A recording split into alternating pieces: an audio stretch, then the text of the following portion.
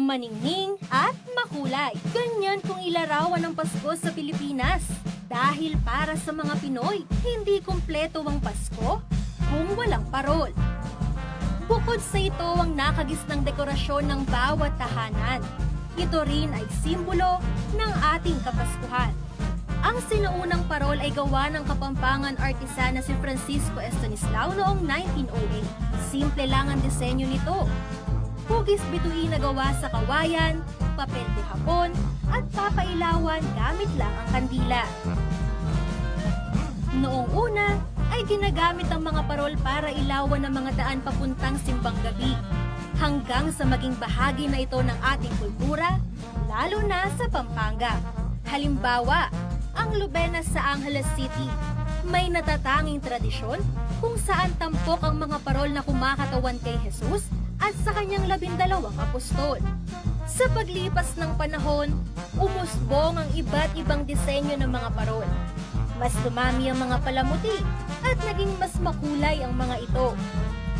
Ang mga kandila, unti-unti na ring napalitan ng mga bombilya nang magkaroon ng kuryente sa San Fernando, Pampanga noong 1931. Dahil dito, binansagan ng syudad ng San Fernando bilang Christmas Capital of the Philippines. Mula sa mga munting tala, naging mas malaki, mas maliwanag, at mas maganda na ang mga parol sa syudad. Ang mga malahiganteng parol na puno ng iba't ibang ilaw na sumasayaw sa tugtog ang naging simula ng Ligligang Parol o Giant Lantern Festival na taunang isinasagawa sa syudad. Ang tradisyong ito ay sumasalamin sa kooperasyon at pagkakaisa ng mga Kapampangan. At bukod sa kanilang pagkamalikhain, dumami rin ang mga gumagawa ng parol hanggang sa maging maunlad na industriya ang parol making sa syudad ng San Fernando sa lalawigan ng Pampanga. Dito kasi matatagpuan ang mga naggagandahan at dekalidad na parol na kinikilala hindi lamang dito sa Pilipinas, kundi maging sa ibang bansa. Kaya naman hindi maikakailang maunlad ang industriya ng parol sa Pampanga dahil milyon-milyon ang kinikita mula rito kada taon. Bagamat naapektuhan ng pandemya, hindi pa rin matitinag ang industriyang ipinagmamalaki ng Pampanga. Dahil sa kabila nito, patuloy na magniningning ang mga parol na simbolo ng pag-asa ng mga Kapampangan at ng mga Pilipino, lalo na ngayong Kapaskuhan.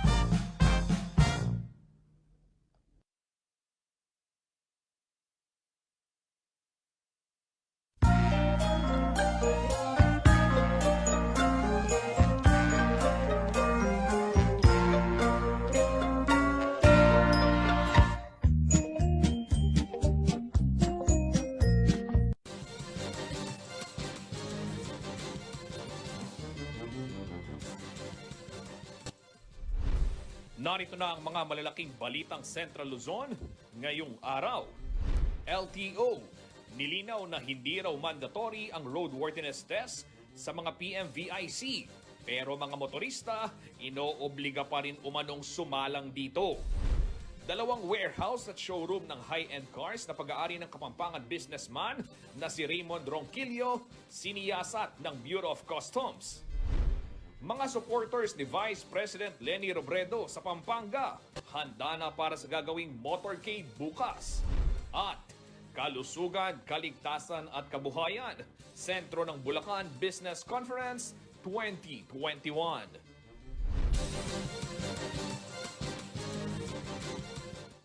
Magandang gabi mga karehiyon. Ako si Justin Dizon. Oras na para sa mga maiinit na balitang Central Luzon.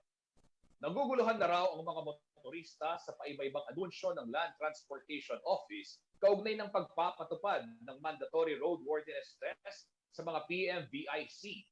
Huli kasing nilinaw ng tanggapan nito lamang araw o kahapon na hindi obligado na sumalang sa naturang test ang mga nagpaparehistro ng sasakyan.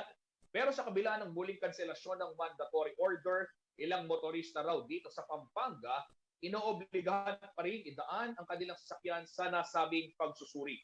May detalye ng balitang yan, si Paulo G. Santos.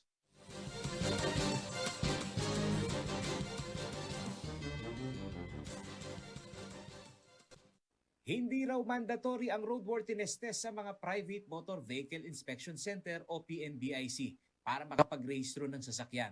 Ito ang nilinaw ni Land Transportation Office Chief Assistant Secretary Edgar Galvante matapos lumabas ang usapin na inuobligang muli ang mga car owners na dumaan sa naturang pagsusuri para sa annual vehicle registration.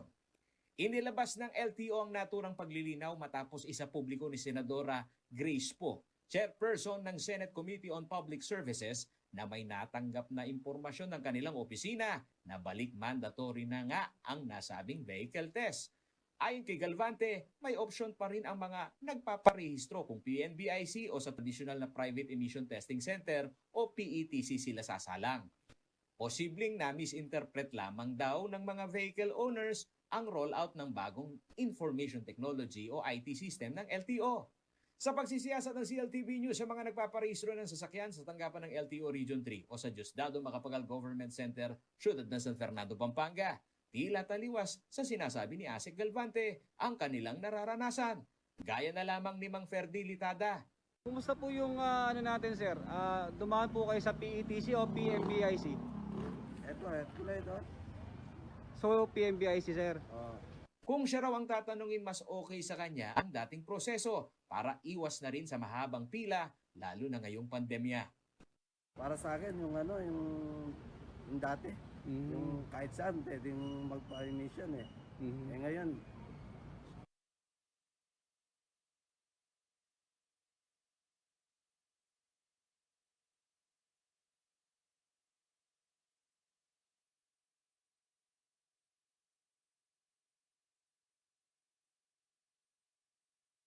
tapos postpone pa. Sinubukan kunin ng CLTV News ang panig ni LTO Region 3 Director Eduardo de Guzman, kaugnay ng naturang usapin upang mabigyan ng linaw ang katanungan ng ating mga kareyon, subalit hindi pa ito tumutugon sa aming text. Paulo G. Santos, CLTV News. Sa iba pang balita, isang intelligence report daw ang natanggap ng Bureau of Customs kaugnay ng pagpasok ng mga smuggled na high-end cars dito sa bansa. Dahil dito, binisita nila ang dalawang warehouse sa showroom ng Kapampangan car dealer na si Raymond Ronquillo.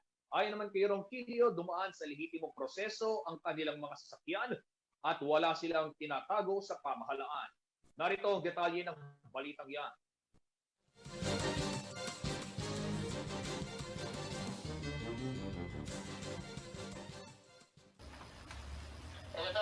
Meron naman kayong 15 days, sir, na mag-provide ng dokumento na hinahanap namin. Mga import document, sir. Sige po. Acknowledge na ako, sir. Bibigyan kita ng copy, ha? Ito ang naging tagpo sa pagitan ng mga kawani ng Bureau of Customs at National Bureau of Investigation o NBI at ng mga kawani ni Car Exchange Director Raymond Ronquillo nitong Huwebes, October 21.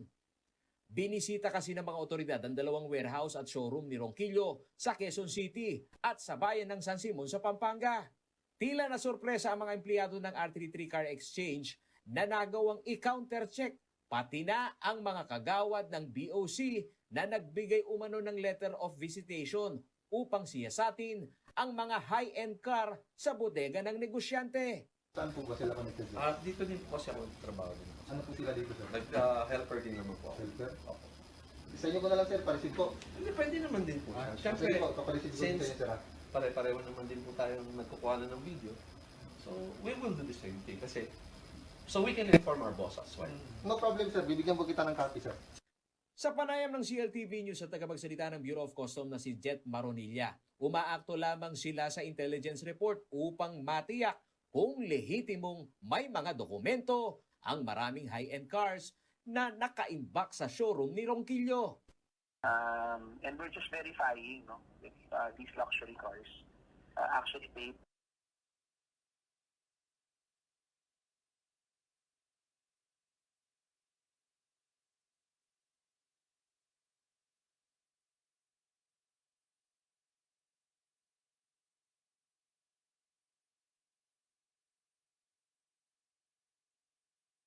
Nag-utos lang naman si Commissioner na ano lang, simple tingnan lang yung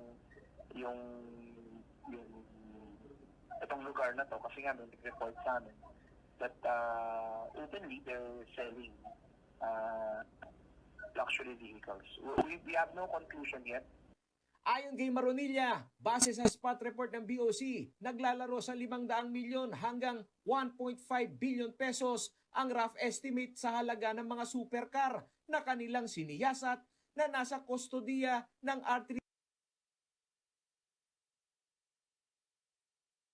R33 Car Exchange. Ang nakuha ko lang ng spot report is that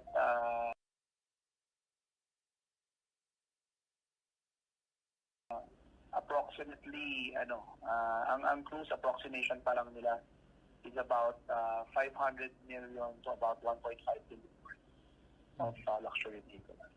Binigyan umano ng 15 araw si Ronquillo na ipakita ang customs clearance ng mga ito at ilang rekisitos sa Land Transportation Office o LTO bago maging clear. Habang idinipensa naman anya ni Ronquillo na ang mga sasakyang nakita ng BOC ay consignment lamang. I think the one that needs to explain to us and has to coordinate with Mr. Ronquillo are the real owners of these cars that has consigned these cars to him for him to sell them. Yun ang statement niya na initial statement niya sa team namin that these are all for consignment.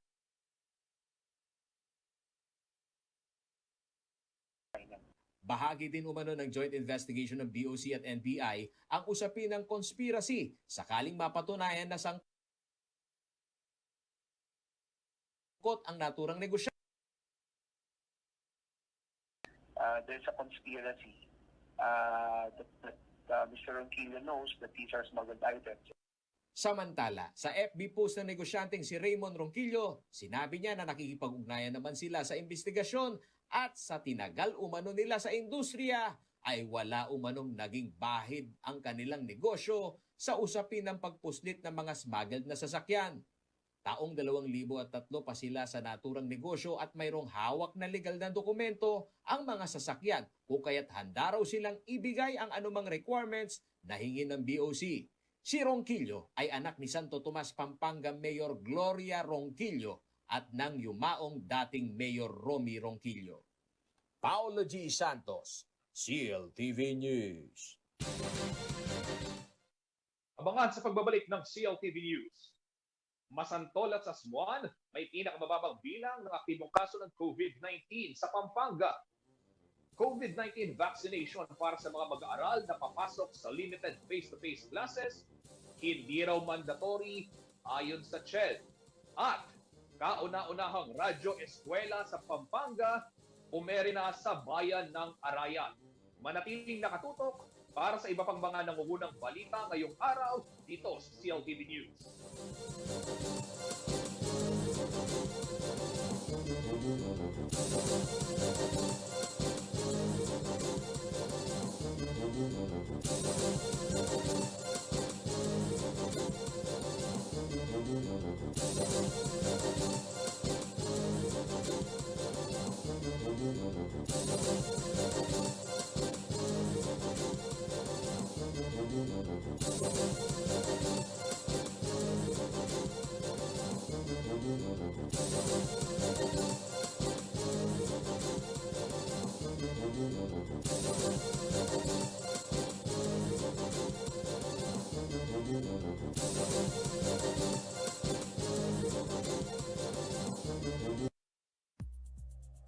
This program was brought to you by Shore 360.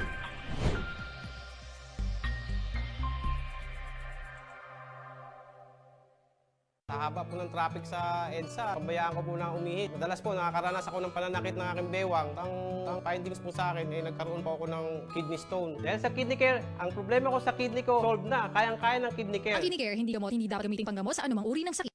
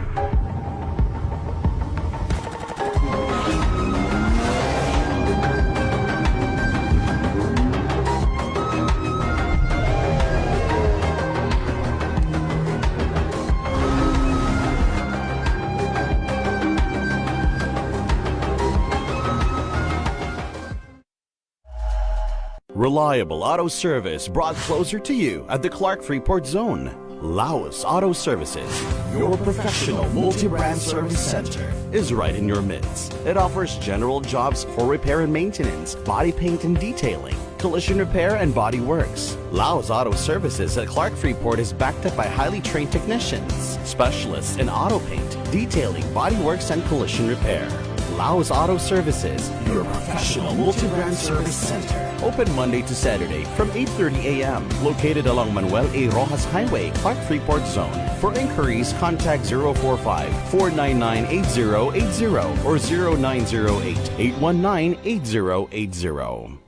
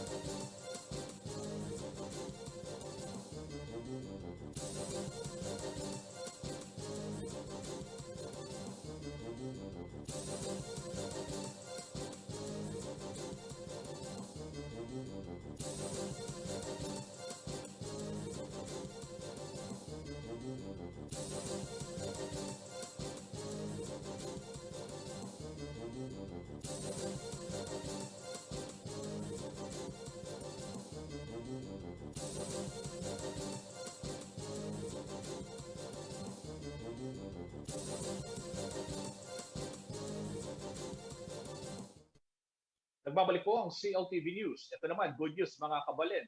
Sa Pampanga, bumaba na sa single digit ang binabantayang active COVID cases sa mga bayan ng Masantol at Sasmuan. Sa kabila ng downward trend na naranasan sa probinsya, nagpaalalang mga kinaukulan na maging maingat pa rin dahil sa posibleng banta ng COVID-19 virus. Narito po ang detalye ng balitang yan.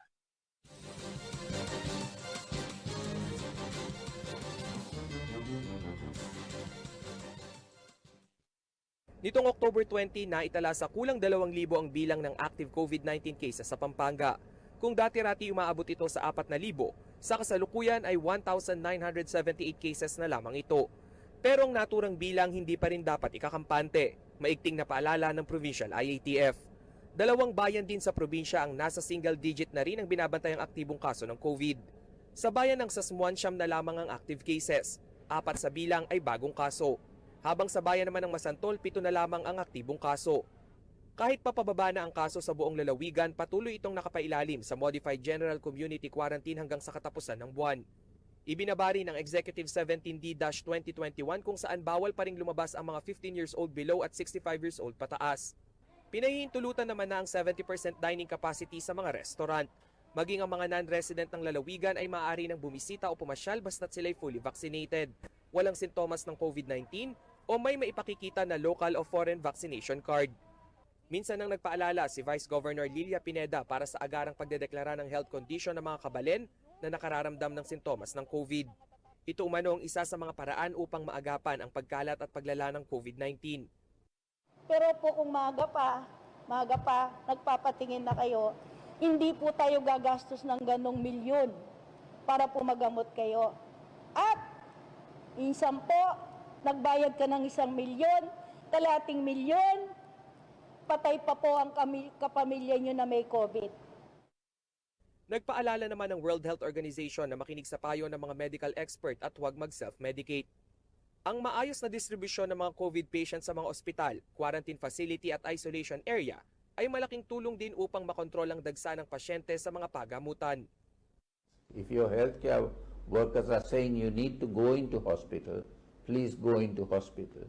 If your healthcare workers are saying you're good enough to go into a step-down facility, please oblige. Don't stay put in a hospital because those beds are needed for severe cases. Rainiel Pawid, CLTV News. Sa iba pang mga balita, nilinaw ng Commission on Higher Education na hindi kabilang sa mga mandatory requirement para sa pagbabalik sa limited face-to-face classes ang COVID-19 vaccination. Ayon sa komisyon, nakasalalay daw sa mga universidad ang desisyon kaugnay ng pagpapabakuna ng kanilang mga mag-aaral. Ang ilan sa ating mga karehiyon, mas gusto naman raw na mabakunahan muna sana bago pa muling makabalik sa eskwela. Narito po ang detalye ng balitang yan.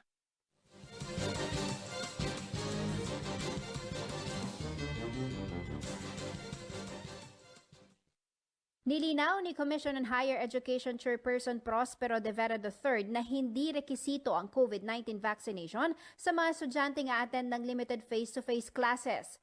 Ayon kay de Vera, hindi raw niya ito itinutulak. Sa katunayan, ang limited face-to-face classes sa mga medicine at allied health sciences, wala raw mandatory vaccination na ipinatupad at ganun din daw sa mga susunod na batch. Inihag ito ni de Vera sa budget hearing ng CHED sa Senado nitong Huwebes. Nilinaw ito ni de Vera matapos humingi ng paliwanag si Senator Francis Tolentino sa isang opisyal umano ng CHED na na-quote sa isang news article na nagsasabing kinukonsidera ng ahensya ang mandatory vaccination sa mga estudyante. Bagamat sinabi ni de Vera na hindi mandatory ang pagpapabakuna, binigyang diin ito na importanteng mahikayat ang mga estudyante at faculty na mabakunahan. Dagdag pa ni de Vera, sa unang batch ng degree programs na pinayagan ng mag-face-to-face, mababa raw ang infection dahil nakipag-ugnayan sila sa Department of Health. Para mga estudyante at faculty sa Medicine at Allied Health Sciences, lahat mabakunahan dahil sila ay na-reclassify bilang A1. Nag-ugat ang isyu ng mandatory vaccination matapos bakunahan ng mga estudyanteng atleta. Ayon kay de Vera, mga school daw ang nagsabing mas magandang mabakunahan sila dahil hindi uubra sa contact sports ang physical distancing. Samantala, kung kinakailangan, maglalabas daw ang CHED ng circular na nagsasabing maaring mag-attend ng face-to-face classes sa mga estudyante, bakunado man sila o hindi. Gayunpaman, binigyang diin ng CHED chairman ang desisyon na i-require ang vaccination sa mga physical education students ay nakasalalay sa mga universidad. Para sa ilan nating karehiyon, mas mainam na raw ang may bakuna para matiyak na protektado laban sa nakamamatay na virus. Naguro ba kayo na mag-face-to-face na yung mga bata sa school? Hindi pa, dahil sa sitwasyon ngayon, hindi pa naman nababaksin yung mga bata. Nakakatakot din. Siyempre, uunahin natin yung health nila. Pwede na po siguro mag face-to-face kasi marami na yung mga vaksinado sa mga kababaryo namin ngayon. Jennifer Salenga, CLTV News. Ayan, mga kariyon, kayo ho ba? Ano ba yung pulso ninyo? Kung meron kayong comment tungkol sa balita na yan, pwede nyo i-post dito sa ating live sa Facebook. At ito naman, mula sa face-to-face classes, pumunta naman tayo sa pakikinig ng radyo para sa eskwela.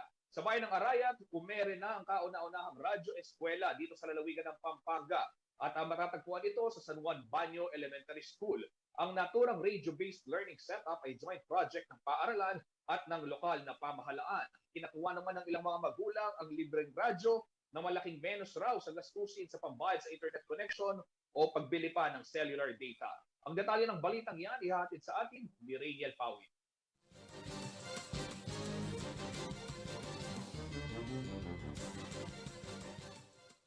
Isa ang nanay na si Gemma Angulo sa mga unang nabigyan ng radyo sa San Juan Banyo Elementary School sa Arayat, Pampanga.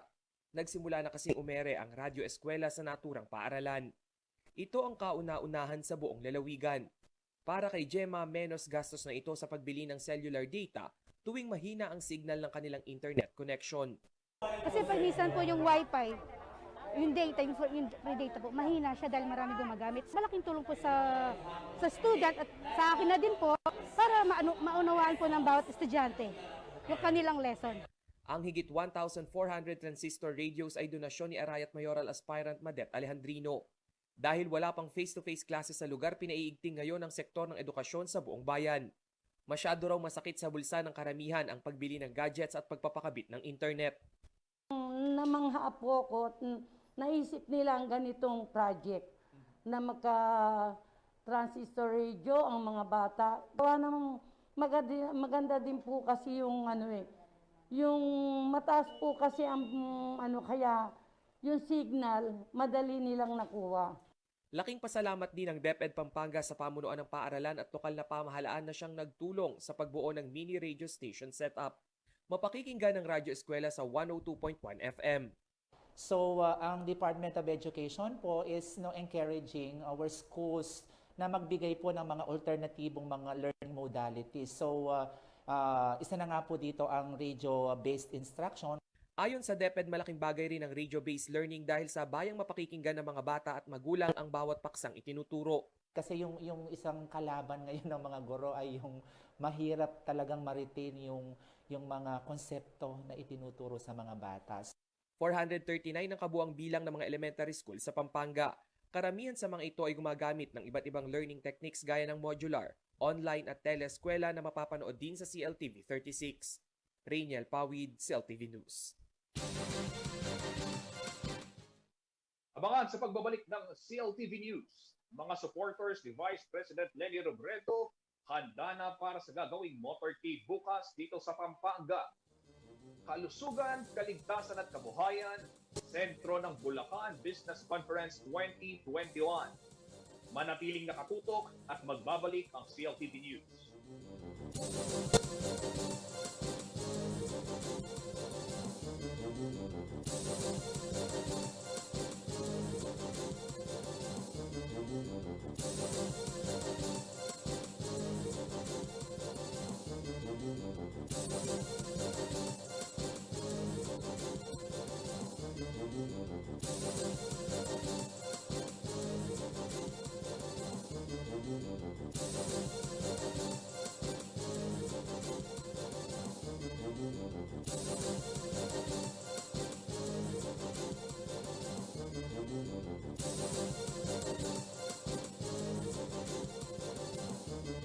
Ako po ang inyong lingkod, si Manong Willie Dar, mula sa Kagawaran ng Agrikultura. Akin po kayong inaanyayahan na tumutok sa Agri-Balita, Central Luzon, dito sa CLTV 36 upang maging updated sa mga balitang magsasaka at mangingisda. Tuwing Lunes naman, sa ganap na alas 10 ng umaga hanggat alas 12 ng tanghali ay mapapakinggan ang ani at kita sa agrikultura sa RW 95.1 FM kung saan ay ating binabahagi ang mga bagong kaalaman sa agrikultura. Patuloy na makilahok sa mga programa ng Kagawaran ng Agrikultura upang ating makamit ang masaganang ani at mataas na kita para sa lahat. Maraming salamat po.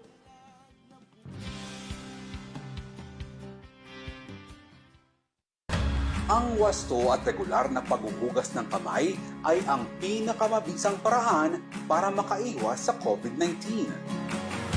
Sundin lamang ang mga simpleng hakbang.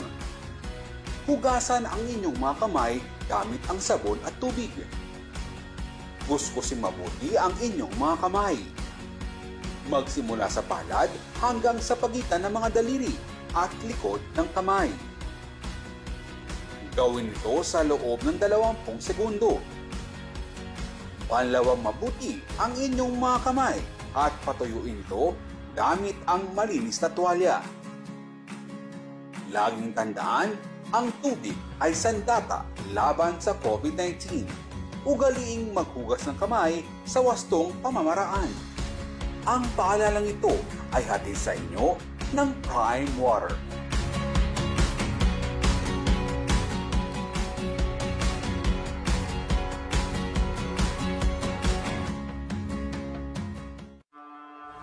Why do humans have a desire to go up and over and not around? For some, it's not just about going against the tide, but also being over their doubts about the world and knowing that they can make it better.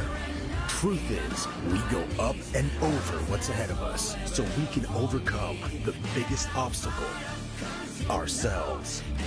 New Ford Ranger FX4 Max. Live the Ranger life.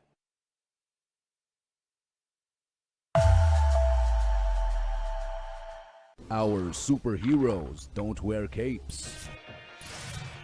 Some of them wear headsets. Some of them wear scrubs. Some of them wear hoodies. Some work in offices and some at home. Everyone wears a smile. If you are conscientious, focused, and willing to give an opportunity a go, we want you. Join the superheroes of Shore 360. Apply at jobs360.com.ph.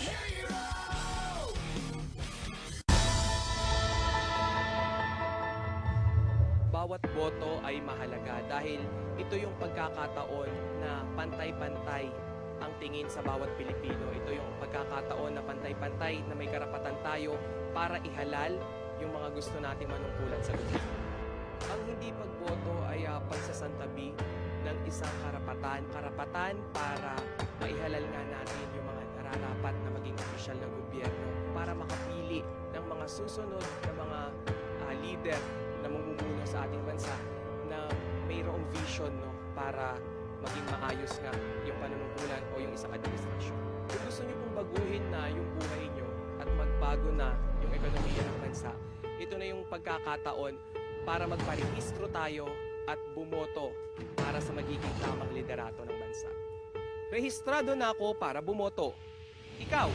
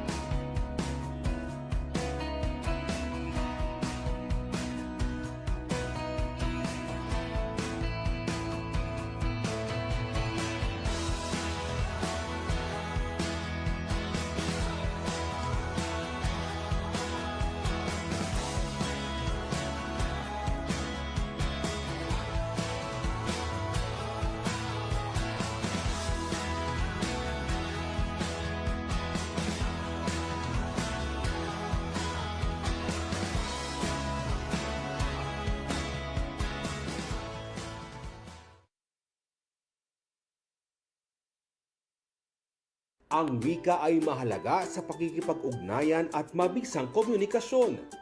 Sa buong mundo, mayroong halos 6,500 wika. Umaabot naman sa mahigit kumulang 175 ang wika sa ating bansa. 8 rito ang itinuturing na major language o mga pangunahing wika na ginagamit sa iba't ibang lugar. At kabilang sa mga pangunahing wika ay ginagamit sa mga lalawigan ng Gitnang Luzon. Gaya sa Pampanga, kung saan maririnig ang Kapampangan. Maya Paba, kumusta? Malaus Kopo. Mangantana. Sa Tarlac, Bataan at Bulacan, may mga nagsasalita rin ng Kapampangan. Habang sa Nueva Ecija at Zambales, maririnig ang Ilocano at Sambal. Ay ayaten ka. Naku, salamat. Kasiguranin naman ang wika sa bayan ng Kasiguran sa Aurora. At wikang agta ang ginagamit ng mga katutubo sa mga bulubudtuking lugar. Habang Tagalog pa rin ang pangunahing wika sa Bulacan, maging sa Bataan, Nueva Ecija, Zambales at Aurora. Ang mga wikang maririnig sa Central Luzon ay bahagi ng ating kultura, kaya dapat natin itong pahalagahan, mahalin at ipagmalaki.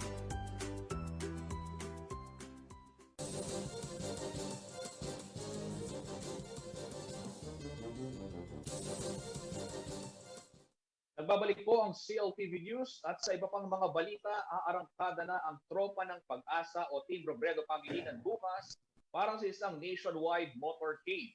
Dito po sa Pampanga, handa na rin ang mga kabalinati na taga-suporta ng dalawang kandidato. Para po pag-usapan yung kondukta ng motorcade bukas, makakasama natin ngayon live si dating City of San Fernando, Pampanga Mayor at dating Pampanga 3rd District Congressman Attorney Oscar Rodriguez ng Pampanga for Lenny and Kiko 2022 at si Sir Manny So, ang convener ng Angel Lenny or Angeles for Lenny. Magandang gabi po, Mayor Oka and Sir Manny. Bumati muna po kayo sa ating mga tagapanood ngayon. Mayor Oka po. Magandang gabi, Justin. Magandang gabi, Manny. At magandang gabi sa ating mga taga-subaybay. Sir Manny. Magandang gabi, Mayor Oka. Magandang gabi, Justin. No? At sa lahat ng nanonood, magandang gabi po sa inyong lahat. Sir, ito ho, no, nakita namin yung mga posters. It's all over social media, ano, yung gagawing motorcade bukas. No? Kumusta ho yung ginagawang preparasyon? Or I suppose by this time, lahat po ready na. No? Siguro simulan po muna natin sa part ni Mayor Oka, no? Kumusta po yung paghahanda ng inyong grupo, Mayor, for this event po? Ready na kami. Ang namin mga 50 lang maximum. Then later, ginawa namin ng maximum 100. As of 5 p.m. today, 318 na yung mga registered vehicles. Aparte pa sa more than 30 na unregistered but listed. And naparte pa yung mga tropa nating motorcycle men, at least 30. Ready na. Kanya-kanyang trabaho, kanya-kanyang gastusin, kanya-kanyang preparasyon for tomorrow's nationwide motorcade proclamation, laban ng bayan for Lenny and Kiko. Thank you, Mayor. No, Sir Manny, sa inyo pong bahagi sa Angeles City, ilan ho yung inaasahan nating dadalo mula sa inyong grupo at saan ho magkikita-kita at anong oras ho? Actually po yung sinabi ni Mayor Oka, yun ang total registrants namin. Ang hindi namin yan alam kung ilan po ang hindi naka-register. Kasi marami rin po ang mga hindi naka-register na sasama sa amin. So, ang manggagaling sa Angeles, as of yesterday po, nasa 150. Tapos, 170 yung nasa San Fernando, no, Mayor? Yeah. Magme-merge kami sa San Fernando. Pero ang hindi nga po namin alam, yung mga hindi naka-register na gustong sumama sa grupo. Marami po yung nag-signify na sasama sila pero hindi po sila nakaregister. So kami po sa Angeles, no? Mag-aano po kami sa Nepo Quad parking lot. Opo. Sir Manny, Mayor Oka, gentlemen, speaking of yung mga nag-signify na gustong sumama pero hindi nakapag-register, paano ho ang magiging pakikitungo sa kanila oras na halimbawa bukas makita nila o napanood nila to? I'm sure narinig nila na ang meeting place sa Nepo or sa siyudad ng San Fernando ay pupunta at sasali. Sila ho ba ay welcome at ano yung dapat nilang gawin prior to joining the motorcade po? Aking yan, tatanggapin natin sila. Kaya lang, kanya-kanyang dekorasyon sila. Baka magkulang yung ating mga pinapara. Tatanggapin natin kasi alam nila yung venue, yung staging area sa San Fernando, dito sa Villa Victoria and Lasatin Boulevard. Yung iba naman, medyo kulang ng kaalaman sa online registration, pero sinignify nila ang kanilang intensyon na sumama. Kagaya sa San Pablo, si Attorney Meming Villanueva, ewan ko kung nakapag-register siya ng 10 ang kanya, nahihirapang magparehistro. Pero pinalita. At siguro kaming dalawa ni Manny, alam namin, so sobra yan sa 400 vehicles. Sapagkat 318 lahat-lahat as of 5 p.m. Pero marami yung mga unregistered na listed. Marami pa yung intending to join us. Yan ang hindi namin alam bukas. Pero tatanggapin namin with the corresponding marshalling. Yes. Kakaroon ng maraming marshals for the purpose. Ayan, opo. Thank you, Mayor. No, speaking of marshals, Sir Manny, marami nagtatanong. Siyempre, nasa gitna pa rin tayo ng pandemic.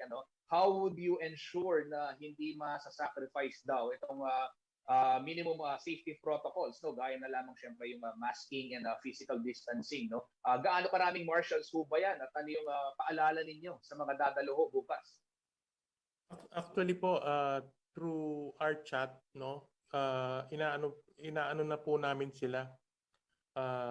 Binibrief na namin sila on the protocols involved, no?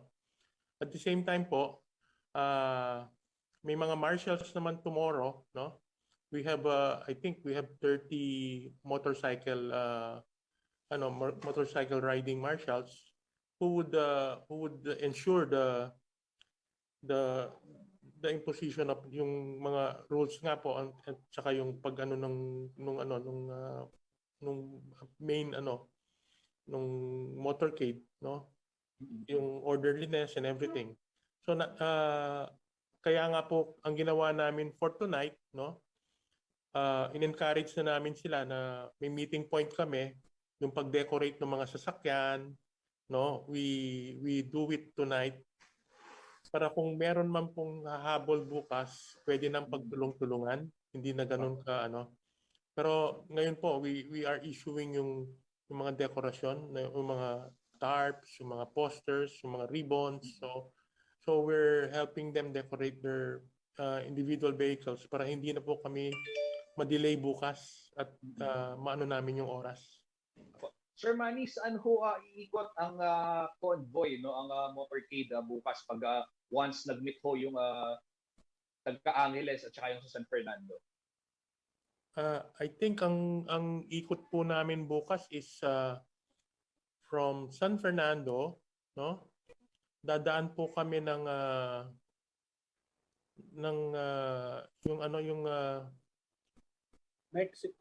Mexico, then from Mexico Arayat, then Magalang, then balik po kami. Yung mag-split tata kami ng San Fernando, didiretso sila ng Pandan Road. Kami pupunta kami ng Balibago. Then itatraverse po namin yung Balibago going to Henson Street. Then disperse po kami sa Nepo. Yung San Fernando, they would pass through Pandan Road going to MacArthur Highway and back to San Fernando. Okay. Opo, this question naman po is more Mayor Oka. Mayor, kumusta po yung suporta ng ating mga kababalin, simula nung nagdeklara ng kanyang kandidatura si Vice President Robredo, kasi alam naman ho natin na nagkaroon ng wave of support, no, yung pink ika nga, yung sa mga social media ho, naging trending lagi yan sa Twitter, may mga datos naman yan at nakikita na talagang nagkayag ng suporta yung ilang mga kababayan natin. Dito ho sa Pampanga, ano ho yung inaabot na nung pagbibigay suporta ng ating mga kabalin sa kandidatura ho ni Vice President Robredo? Sa aking obserbasyon at saka sa aking ginawang kaunting pag-iimbestiga personal, unprecedented yung naging positive response ng mga kababayan natin dito sa declaration ni VP Leni to run for president.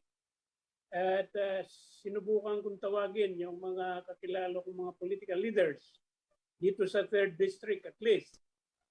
Kahit na hindi natin kapartido, kahit na iba ang konang ginamit, pagdating sa presidency,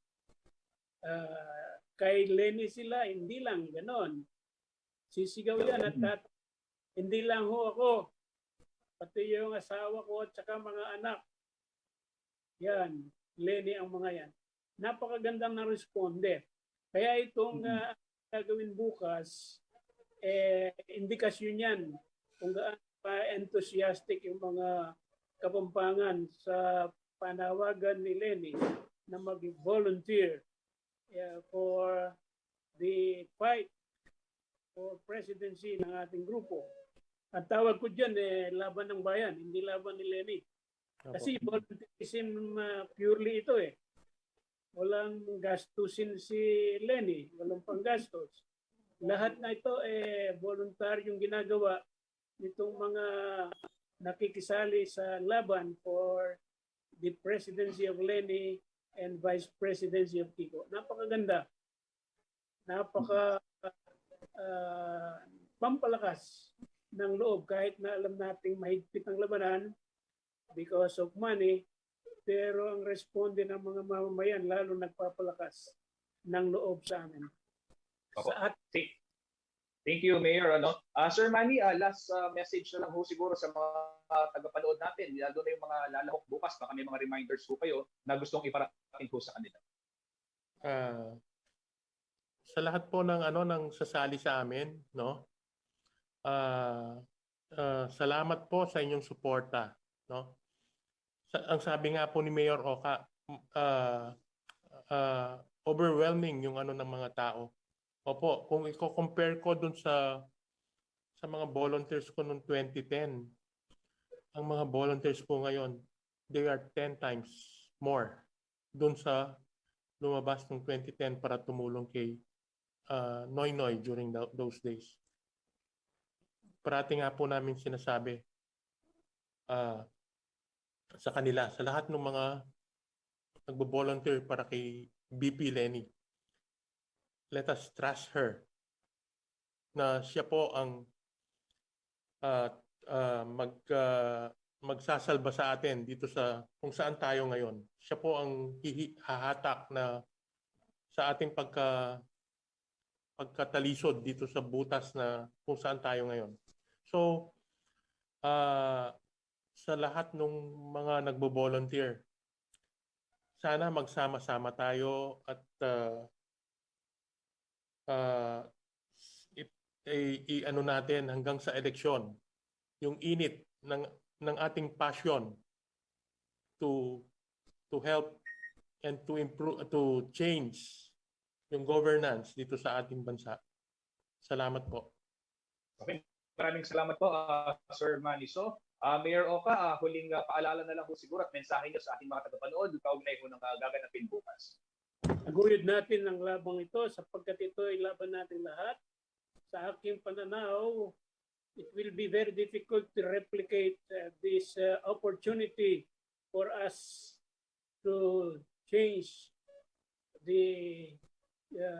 yung tinatawag nating course ng ating bansa. Yung sinasabi ni Manny na nandito tayo sa kalagayang ganito ngayon, ito ang oportunidad para mailigtas natin ang bukas ng ating mga anak at ang magandang bukas ng ating bansa. Maraming salamat po, Attorney Oscar Rodriguez, ang dating alkalde at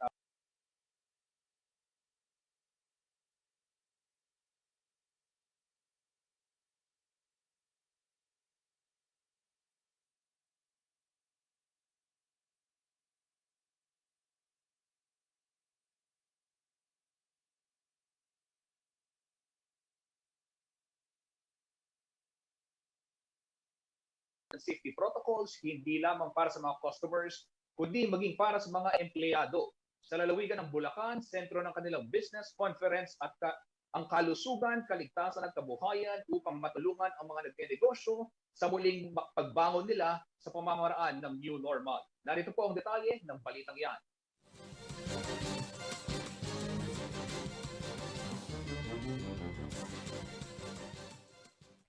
Hitig na mga aktibidad ang inihanda ng Bulacan Chamber of Commerce and Industry Incorporated o BCCI para sa Bulacan Business Conference 2021. Taon-taon ay dinaraos ang komperensyang ito para sa mga negosyante sa lalawigan, pero dahil nasa gitna pa rin tayo ng pandemya, magiging online ang aktibidad sa ikalawang pagkakataon. Ang tema ng Business Conference 2021, Kilos Bulacan, tugon sa kalusugan, kaligtasan at kabuhayan. Ayon kay Victor Mendoza, presidente ng BCCI, may kaugnayan sa nararanasang pandemya ang mga inihandang topic na tiyak na malaki ang maitutulong sa business sector na nahaharap ngayon sa mga pagsubok. For this year in particular, it's KKK Bulacan. This is Kilos Bulacan. So parang it is our way of rallying the people to act for their safety, for their health, and of course for their livelihood. Kaya Kilos Bulacan, no? We are enjoining the people to act for their health, safety, and livelihood. Sa 4 na araw na komperensya, mga prominenteng speaker ang inimbitahan, kabilang dito sina Vaccination SAR Secretary Carlito Galvez at Presidential Advisor for Entrepreneurship at founder ng Go Negosyo na si Secretary Joey Concepcion III. Kabilang din sa tatalakay ng pagbibigay oportunidad sa mga mangingisda dahil may mga coastal area sa lalawigan. Isa rin sa mahalagang paksa ang packaging development para sa mga food manufacturers na tiyak na makatutulong daw sa kanilang marketability. Dapat daw maging market ready ang mga produkto nila lalo pat papunta sa Bulacan ang development. This is part of our initiative sa BCCI also, no? As part of our advocacy of preparing our industries and our people for the eventual opening of the Bulacan International Airport. Yeah, we are anticipating the arrival of millions of tourists once the airport opens, maybe 5 or 6 years from now. Yes. And this is just the right time to prepare our industries. Kasama rin sa business conference ang Tourism Day at MSME Day. Hindi rin mawawala ang paksa tungkol sa health protocols para sa mga business enterprises, gayon din sa mga empleyado. May mga singing at dance contest din na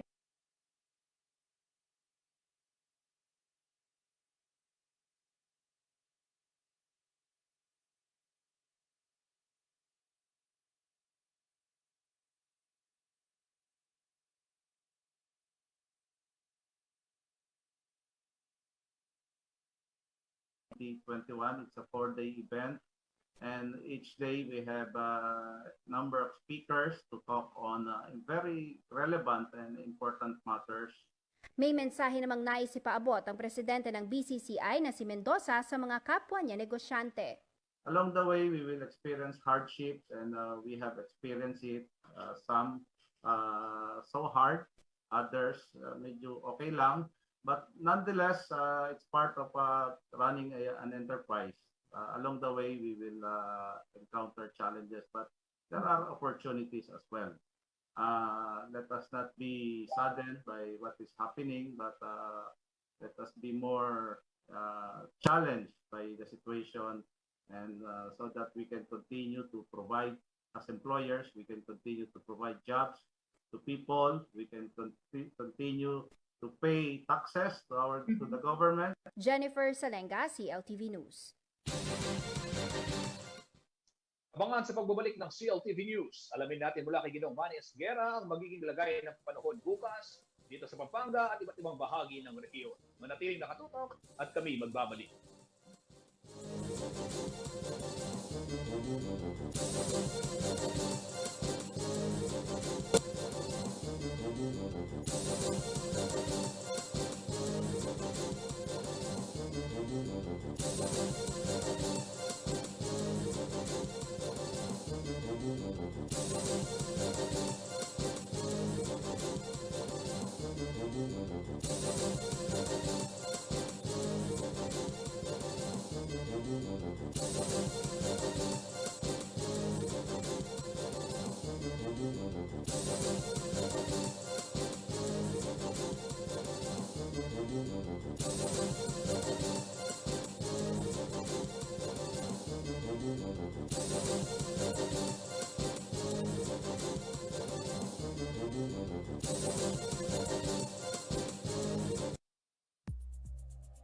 This program was brought to you by Shorm 360.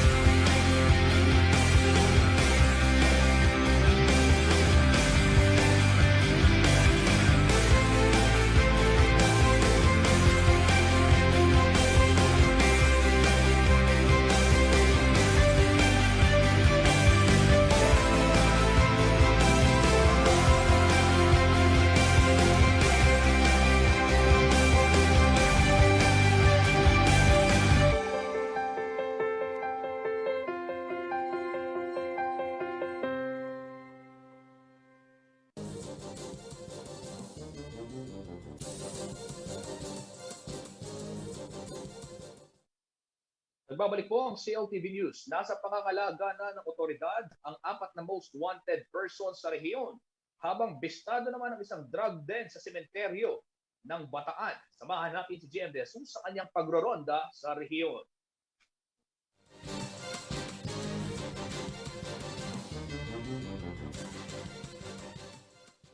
Nahuli sa isinagawang manhunt operation sa Barangay Bangal, Dinulupihan, Bataan, ang dalawang hindi pinangalanang sospek at most wanted person ng rehiyon. Kasong frustrated murder ang nakasampa laban sa dalawa at piyansang hanggang 200,000 pesos. Samantala, 6 na sangkot sa illegal na droga ang nadakip ng PIDEA Bataan sa isang sementeryo sa Barangay Cabcaben, Mariveles na naging drug den na pala ng mga sospek. Kinilala sina Bernard Andalio, 28 years old, Eddie Antigera, 30 years old, John Dinver, 20 years old, Jonard Muna, 18 years old, Francisco Mayor, 37 years old, at A. Sandalio, 60 years old. Nakumpiskang nasa 100,000 halaga ng shabu, 500 pesos bilang marked money, at samut-saring drug paraphernalia. Sa kasalukuyan, nasa pangangalaga na ng PDEA Region 3 ang mga nahuling sospek. Sa iba pang balita, hawak na ng otoridad ang dalawang kabilang sa most wanted list matapos masakote sa magkahulay na manhunt operation sa Tarlac at Olongapo City nitong Huwebes, October 21. Nagkasa ng manhunt operation ng mga otoridad ng Tarlac sa Barangay Hernando Anaw na nagresulta sa pagkahuli sa top 2 most wanted person ng Concepcion, na kinilalang si Juni Canoy o Junjun. 30 anyo sa presidente ng Barangay Hernando Anaw, Tarlac na nasangkot sa kasong RPCR 266A rape. Habang arestado naman sa operasyon sa Lot 3, Block 5, Villa Miranda, Barangay Old Cabalano, Olongapo City, si Ryan Ibasco, 38 years old, residente ng nasabing lugar at kabilang sa most wanted person ng Olongapo City, matapos labagin ng Comprehensive Dangerous Drugs Act of 2002 o RA 9165. JM Jesus, CLTV News. Alamin naman natin ang magiging lagay ng panahon bukas mula kay Ginong Manny Esguera, ang Chief Weather Forecaster ng Pag-asa Clark.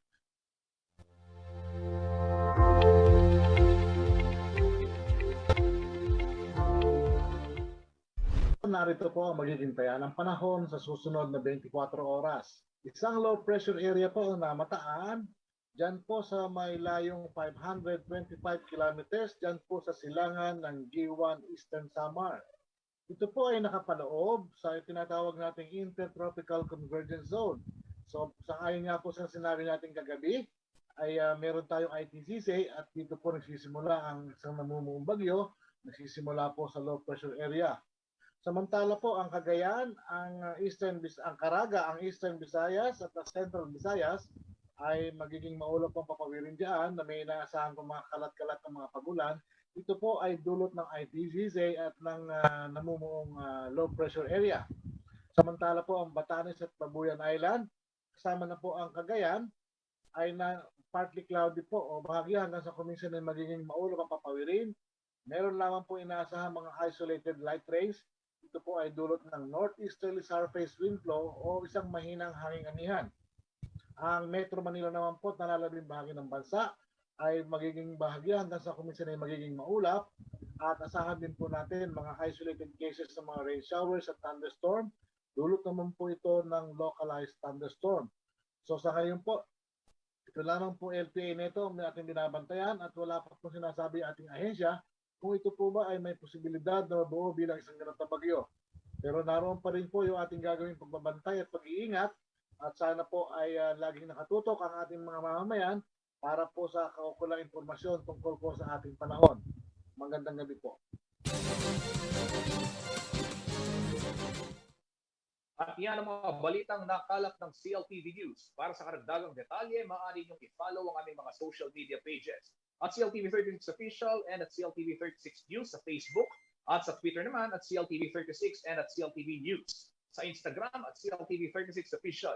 Kung nais nyo namang balikan ang mga programa ng CLTV, pwede ninyong bisitahin ang aming YouTube channel at CLTV 36 Official at maging ang aming website www.cltv36.tv.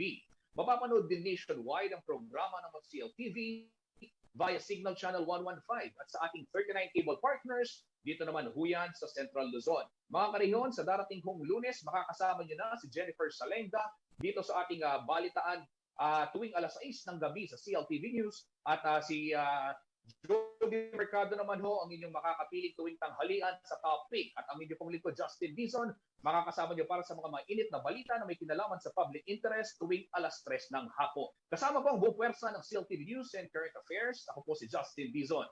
Mga karehiyon, 64 days na lamang po at Pasko na. Happy weekend at mag-iingat po tayo lagi.